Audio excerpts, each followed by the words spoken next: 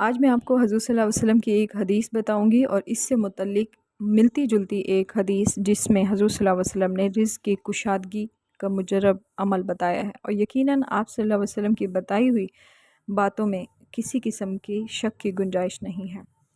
حضور اکرم صلی اللہ علیہ وآلہ وسلم نے فرمایا، جس نے سبحان اللہ العظیمی کہا اس کے لیے جنت میں ایک پودا لگا دیا جائے گا، اور یقیناً اس کا فائدہ دنیا میں بھی آپ اٹھائیں گے اور آخرت میں بھی۔ تو رزق کی کشادگی کا وظیفہ کیا ہے کہ آپ فجر کی نماز کے بعد پڑھیں یا فجر کی سنتوں کے بعد سبحان اللہ و بحمدہ، سبحان اللہ العظیم و بحمدہ، استغفر اللہ، اس کی 2 تسبیح روزانہ پڑھیں۔ انشاءاللہ آپ اس عمل کو کریں اور دن بدن آپ کے رزق میں اضافہ ہوگا۔ اللہ تبارک و تعالی عمل کی توفیق دیں، آمین ثم آمین۔